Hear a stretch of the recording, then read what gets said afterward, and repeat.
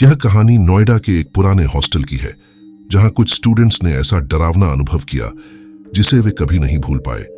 Hostel के बारे में पहले से ही अफवाहें थीं कि वहां कुछ भूतिया घटनाएं होती हैं, लेकिन कोई इस पर यकीन नहीं करता था, खासकर राज, प्रियंका, आदित्य और मोनिका। चारों दोस्त नोएडा के एक प्रतिष्ठित कॉलेज में पढ़ने आए थे और इसी पुराने हॉस्टल में रहने लगे। यह हॉस्टल बहुत ही पुराना था। दीवारों पर सीलन और दरारें थीं। कहते थे कि पहले यहां एक मानसिक अस्पताल था, जहां एक नर्स की रहस्यमयी तरीके से मौत हो गई थी। हॉस्टल के पुराने कमरों से रात को अजीब अजीब सी आवाजें आती थीं, लेकिन दोस्तों ने इसे मजाक में लिया। एक रात प्रियंका ने अपने कमरे के बाथरूम से किसी की धीमी आवाजें सुनी।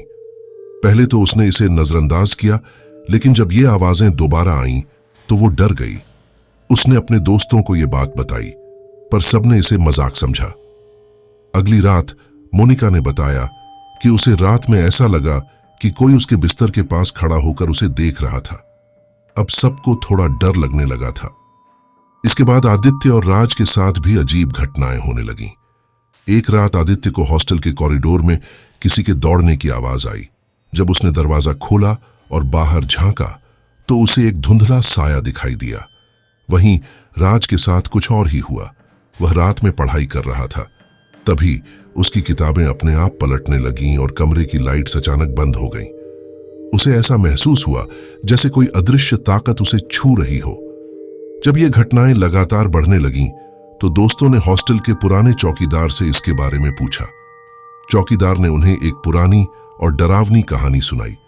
उसने बताया कि इस हॉस्टल में सालों पहले एक नर्स की रहस्यमयी मौत हो गई थी और तब से उसकी आत्मा यहां भटक रही है।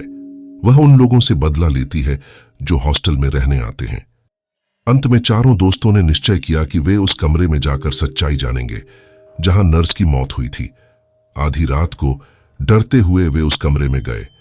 जैसे ही उन्होंने दरवाजा खोला, एक ठंडी हवा का झोंका आया और कमरा एकदम अंधेरे में डूब गया। अचानक प्रियंका की चीख सुनाई दी। उस पर किसी अदृश्य शक्ति का हमला हो गया था।